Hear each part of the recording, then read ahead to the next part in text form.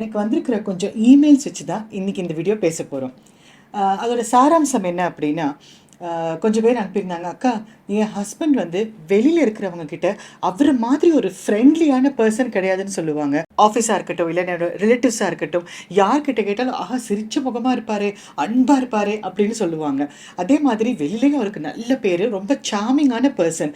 ஆனால் அதே ஆள் தான் வீட்டுக்குள்ளே நுழைஞ்சிட்டாங்கன்னா கடுக்கடுன்னு இருக்காங்க, ரொம்ப சிடுசிடுப்பாக இருக்காங்க, உம்முன்னு இருக்காங்க.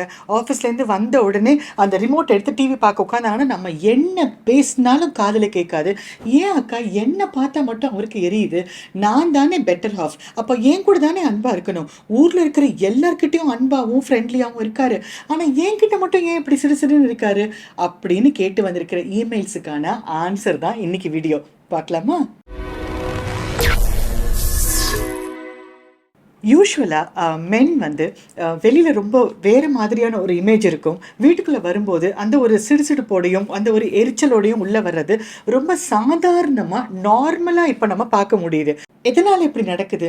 கல்யாணம் பண்ணும்போது அந்த ஒரு அந்யோன்யம், இல்லை அந்த ஒரு ரொமான்ஸ், அந்த ஒரு அன்பு ஏன் கல்யாணம் முடிஞ்சு கொஞ்ச நாளில் மாறிடுது அப்படின்னு கேட்டிங்கன்னா, அதுக்கு பிரதானமாக 3 காரணங்கள் இருக்கலாம். முதல் காரணம், ஒரு ஆணுக்கு 2 இமேஜ் இருக்குங்க. ஒன்று பப்ளிக் செல்ஃப் இமேஜ், இன்னொன்று ப்ரைவேட் செல்ஃப் இமேஜ். ஸோ ஒரு ஆண் ஒரு பப்ளிக் செல்ஃப் இமேஜுக்கு உண்டான கேரக்டர்ஸ் என்னவோ, பேராமீட்டர்ஸ் என்னவோ அதெல்லாம் கரெக்டாக வச்சுருப்பாங்க. அதில் இருக்கிற எந்த ரூலுமே இந்த ப்ரைவேட் செல்ஃப் இமேஜில் அப்ளை ஆகாது. அவங்கள பொறுத்த வரைக்கும் அது வேற, இது வேற. ஸோ வெளியில் இருக்கும்போது அவங்களோட செல்ஃப் இமேஜை ப்ரொடெக்ட் பண்ணிக்கிற மாதிரி எந்தெந்த மாதிரியான பிஹேவியர்ஸை அவங்க எக்ஸிபிட் பண்ணணுமோ அதை கரெக்டாக பண்ணுவாங்க. அதே வீட்டுக்குள்ளே வரும்போது ப்ரைவேட் செல்ஃப் இமேஜில் அவங்களுக்கு எந்த விதமான கண்டிஷன்ஸோ பேராமீட்டர்ஸோ இல்லை. ஸோ எப்படி அவங்க நேச்சுரலாக நார்மலாக இருக்காங்களோ அது மாதிரியே அவங்க இருப்பாங்க. அதுதான் உண்மையான முகம். ஏன் அப்போ நமக்கு பெண்களுக்கு அந்த மாதிரி இல்லையா அப்படின்னு கேட்குறீங்களா? நமக்கும் இருக்குங்க. ஆனால் ஒரு டிஃப்ரென்ஸ் என்ன தெரியுமா? நம்மளோட பப்ளிக் செல்ஃப் இமேஜில் தான் எல்லாருமே இருப்பாங்க. இப்போ உங்கள் கணவராக இருந்தாலும் அவருக்கு உடம்பு சரியில்லைனா நீங்கள் எல்லாம் பண்ணுவீங்க, அவருக்கு பணிவிட பண்ணுவீங்க, குழந்தைங்களுக்கு பண்ணுவீங்க, இன்லாஸ்க்கு பண்ணுவீங்க, எல்லாருக்கும் பண்ணுவீங்க. ஆனால் அந்த ப்ரைவேட் செல்ஃப் இமேஜுங்கிறது உண்மையிலே ஒரு பெண் ரொம்ப ரொம்ப ப்ரைவேட்டாக தனக்கு மட்டும்தான் வச்சுருப்பா.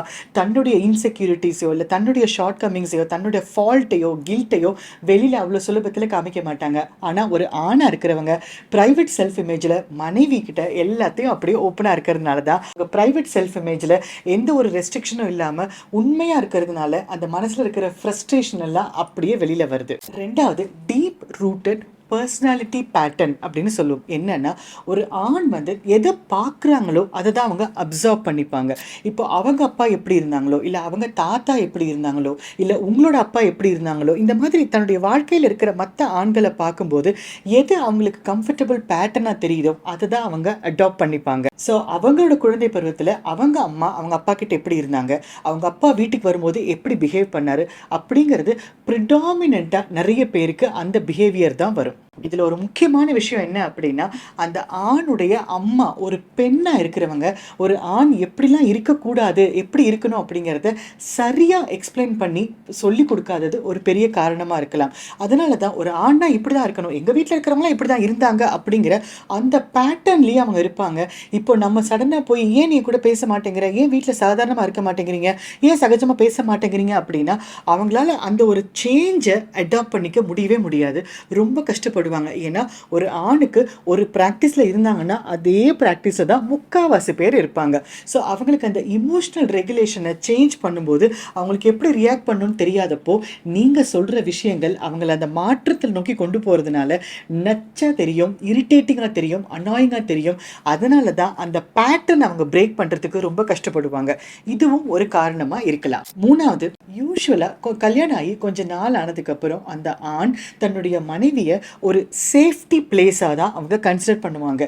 என்ன ஆனாலும் இவங்க நம்மளை விட்டு போக மாட்டாங்க அப்படிங்கிற தைரியத்தில் தான் அவங்க ப்ரைவேட் செல்ஃப் இமேஜுக்குன்னு பெருசாக ஒன்றும் ஸ்டாண்டர்ட்லாம் ஃபிக்ஸ் பண்ணிக்காமல் எப்படி அவங்க நினைக்கிறாங்களோ என்ன நினைக்கிறாங்களோ அப்படியே சொல்கிறதும் அப்படியே பிஹேவ் பண்ணுறதும் ஒரு காரணம்.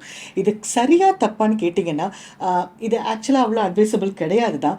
ஏன்னா என்ன இருந்தாலும் டேக்கிங் ஃபார் கிராண்டட், இவங்க நம்மளோடது தானே அப்படின்னு அந்த கிராண்டடாக எடுத்துக்கிறது, இல்லை நான் உரிமையில் சொல்கிறேன் அப்படின்னு சொல்றது எல்லா நேரத்துலயும் ஆக்சுவலா செட் ஆகாது. ஏன்னா உங்க ஒய்ஃப்க்குன்னு ஒரு செல்ஃப் ரெஸ்பெக்ட் இருக்கு, செல்ஃப் எஸ்டீம் இருக்கு இல்லையா? அதையும் அவங்க கவனிக்கணும்ல.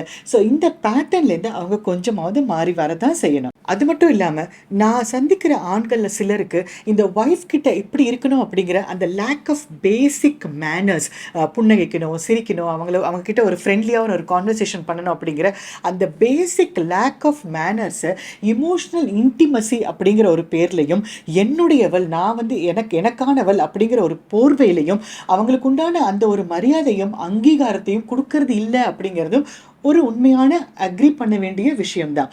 சரி, இவங்க இப்படியே இருந்தால் நம்ம என்ன பண்ண முடியும் அப்படின்னு கேட்டிங்கன்னா, ஒரு ஆண் ஒரு சேஞ்சை அடாப்ட் பண்ணுறதுக்கு ரொம்ப டைம் எடுக்கும் அப்படிங்கிறத நம்ம அக்செப்ட் பண்ணிக்கணும். நம்ம அதை லேர்ன் பண்ணும்போது, ஏன் நான் தான் லேர்ன் பண்ணணுமா, அவங்க லேர்ன் பண்ணிட்டு வரமாட்டாங்களா அப்படின்னீங்கன்னா அது உங்களோட சாய்ஸ். நம்ம ஃபேமிலியில் நிம்மதி இருக்கணும், நம்ம குழந்தைங்களுக்கு நம்ம ஒரு எக்ஸாம்பிளாக இருக்கணும் அப்படின்னா நீங்கள் எவ்வளோ மெத்தட்ஸ் ட்ரை பண்ணியிருப்பீங்க. அதில் இப்போ நான் சொல்ல போகிற 3 மெத்தடு ஒரு சின்ன அட்டெம்ப்ட் பண்ணி தான் பாருங்களேன். முதல்ல நீங்கள் அவங்க கூட பேசும்போது உங்களோட கம்யூனிகேஷன் ஸ்டைலை சேஞ்ச் பண்ணணுமான்னு பாருங்க. அவர் வீட்டுக்குள்ள நுழைஞ்ச உடனே ஒரு கம்ப்ளைண்ட்ஸா சொல்லாம, உங்களோட டிசாட்டிஸ்ஃபேக்ஷன்ஸ்லாம் சொல்லாம, இவ்வளோ நாள் நீங்க இந்த பேட்டர்ன்ல தான் கம்யூனிகேட் பண்ணிருக்கீங்க. இன்னிலேருந்து உங்களோட கம்யூனிகேஷன் ஸ்டைலை கொஞ்சம் சேஞ்ச் பண்ணி பாருங்க. நீங்க ஃப்ரெண்ட்லியா இருக்க முடியுமான்னு பாருங்க. ஒரு அட்டெம்ப்ட் தான், நீங்க நிறைய ட்ரை பண்ணிருப்பீங்க, நான் இல்லைன்னு சொல்லலை. ஆனா நம்மளோட ஃபேமிலிக்காக, நம்ம நிம்மதிக்காக இன்னொரு அட்டெம்ப்ட் பண்ணி பாருங்க அப்படிங்கிற ஒரு சின்ன ரிக்வெஸ்ட் தான் நான் வைக்கிறேன். ரெண்டாவது, அவரோட ட்ரிகர் பாயிண்ட்ஸ் என்னன்னு கண்டுபிடிங்க. நீங்க எதை பத்தி பேசும்போது அவர் அந்த கண்ட்ரோல் மீறி கண்ண பின்னாடி கத்துறாருன்னு பாருங்க. அந்த ட்ரிகர் பாயிண்ட்ஸை எப்போ அவங்க மென்டலி ரெடியா இருப்பாங்களோ, இல்லைன்னா எப்போ நீங்க அதை இன்னும் கொஞ்சம் நிதானமா சொல்லக்கூடிய மைண்ட் ஸ்டேட்ல இருக்கீங்கன்னு தெரியுதோ, அப்போ அந்த ட்ரிகர் பாயிண்ட்ஸை டிஸ்கஸ் பண்ணா போதும். அதை சும்மா குத்தி காமிச்சிட்டே இருக்கிறது ஒரு ஆணால அந்த இமோஷனல் ரெகுலேஷனை ப்ராக்டிஸ் பண்றது முடியாது. மூணாவது, உங்க கணவர் எங்கேயாவது போயிட்டு வராங்க, யாரையாவது மீட் பண்ணிட்டு வராங்க, அஃபிஷியலா போயிட்டு வராங்க அப்படின்னா அவருக்கு அந்த பப்ளிக் செல்ஃப் இமேஜ்லேருந்து அவங்க ஐடென்டிட்டியை ஷிஃப்ட் பண்ற அந்த பிரைவேட் செல்ஃப் இமேஜுக்கு வரத்துக்கு கொஞ்சம் டைம் கொடுங்க. அவரும் கொஞ்சம் காம் டவுன் பண்ணி செட்டில் ஆகி அவரும் அந்த பிரைவேட் செல்ஃப் இமேஜ்லையும் மேனஸோட இருக்கணும், நம்ம மனைவியை மதிக்கணும் அப்படிங்கிறத கொஞ்சம் கொஞ்சமா லேர்ன் பண்ணிப்பாங்க. எல்லாருமே உடனே மாறிடுவாங்களா அப்படின்னா எனக்கு தெரியாது. ஆனா அவங்க மாறுறதுக்கு உண்டான சூழ்நிலையை ஏற்படுத்தி கொடுக்கறதுக்கு கண்டிப்பா நம்மளால முடியும். முன்னாடி யாரோ செஞ்ச தவறுகள்னால நம்ம இப்ப சங்கடங்கள் அனுபவிச்சாலும் அதை அடுத்த ஜெனரேஷனுக்கு கடத்தாம இருக்க நம்மளான முயற்சியை நம்ம பண்ணலாமே. கண்டிப்பா நீங்க நிறைய ட்ரை பண்ணிருப்பீங்க.